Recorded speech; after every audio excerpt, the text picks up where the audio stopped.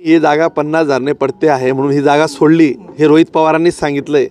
रोहित पवारांना तुम्ही विचारा की आमदार मंगेश चव्हाणांचं म्हणणं आहे की हे तुम्हाला मान्य होतं की ही जागा पडते, त्यांनीच कार्यकर्त्यांसमोर सांगितलं की आपली ही जागा पडते, तुमचं काही तिथं ठिकाणा लागत नाही म्हणून तर जागा उभाटाला सोडली आणि माझ्या सांगण्यावरून सोडायला लावली। सोडून द्या म्हटलं ती जागा अशी पडते तर।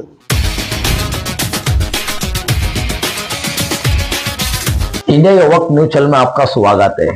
चालीसगांव में धमाल चालू है। जब अगर आप दो दोस्त अगर दुश्मन बन जाते हैं, किस तरीके से पिच सजाई जाती है ये चालीसगांव शहर में देखने मिलता है।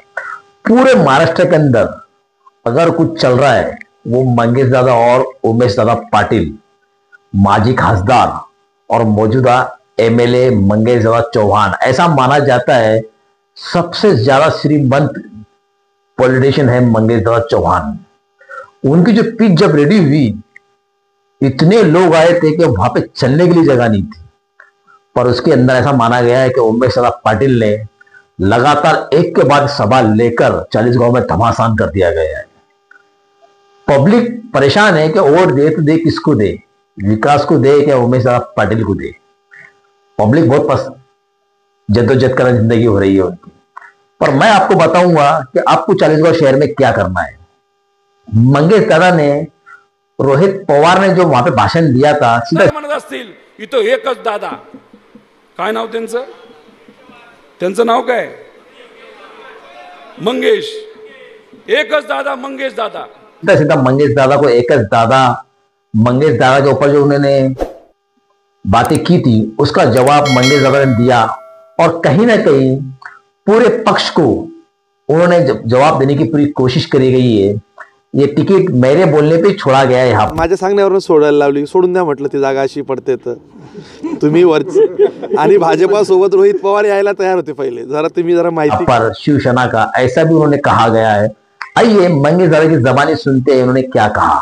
इंडिया के वक्त न्यूज चैनल पे अगर आप काम करना चाहते हैं चालीसगांव शहर के पूरा ऑल इंडिया में, तो जरूर हमसे कांटेक्ट कीजिए। आपको आई कार्ड वगैरह दिया जाएगा बनाकर मेरे चैनल का, और चैनल का सपोर्ट कीजिए, सब्सक्राइब जरूर कीजिए। जय हिंद, खुदा हाफिज। भारतीय जनता पार्टीच्या नेत्यांचं आता पक्षामध्ये कोणीच ऐकत नाही म्हणून बंडखोरीचं प्रमाण हे मोठ्या प्रमाणात वाढलेलं आहे असं त्यांनी म्हटलेलं आहे। मी त्यांच्या प्रश्नाचे उत्तर देण्यासाठी काही बांधील नाही आहे। त्यांनी काय म्हणावं ते म्हणू देत, त्यांना काय बोलावं ते बोलू द्या। त्यांच्या घरात कोण ऐकतं त्यांचं कोणी ऐकत नाही आणि ते काय दुसऱ्यांना आम्हाला सांगतील। पहिले त्यांनी त्यांचं स्वतःचं घर बघावं, स्वतः बघावं काय आपलं कोण ऐकतं। त्यांच्या घरात 4 हे आहेत। भारतीय जनता पार्टीसोबत युतीत जावं हे सांगणारे पहिले रोहित पवार होते। हे हवं तर वरिष्ठांना तुम्ही विचारा, त्यांना विचारा। सगळ्यात जास्त आग्रह भाजपासोबत येण्याचा रोहित पवारांचा होता। दादा तुम्ही देवेंद्र फडणवीसांचे जवळचे आहेत, गिरीश महाजनांपेक्षा आता तुमचे जवळचे संबंध आहेत असं त्यांनी म्हटलं। त्यांच्या म्हणण्याला काय माहिती, मी अजितदादांचाही जवळचा आहे, त्याच जवळचा अजून रोहित त्यांच्याही जवळ माझे संबंध आहेत। ते मी सगळ्या ठिकाणी चालणारं औषध आहे। गरज त्यांनाही कधी माझी गरज पडली कुठल्या औषधाला तर मिठासारखं थोडं का असेना पण त्यांना कामात येणारा माणूस आहे, त्यांना माहिती आहे। त्याच्यामुळे त्यांच्या बोलण्याला माझं कुठे कोणाशी संबंध आहेत नाही आहेत, काम करणारा माणूस सगळ्यांना चालतो। गिरीश भाऊंची माझे आणि देवेंद्रजींचे काय आहेत हे काही सांगण्याची किंवा ते वाच्यता करण्याची गोष्ट नाही आहे। एक विश्वासू सहकारी म्हणून त्यांचा माझ्यावर सगळ्यांचा विश्वास आहे, हे देखील त्यांना माहिती आहे। त्याच्यामुळे रोहित पवारांना फार महत्त्व देण्याची गरज नाही। त्यांनी त्यांचा मतदारसंघ बघितला तर बरं होईल। मला असं वाटतं की 20 तारीखनंतर 23 तारखेला निकाल लागेल।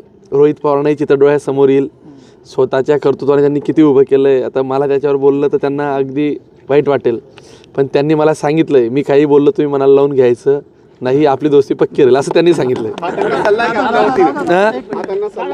कशाचा? त्यांच्या मतदारसंघात त्यांनी लक्ष घातलं पाहिजे। बघा नसेल तर त्यांनी इथे येऊन बसावं। अहो त्यांनी ही जागा 50,000 पडते आहे म्हणून ही जागा सोडली हे रोहित पवारांनीच सांगितलं आहे।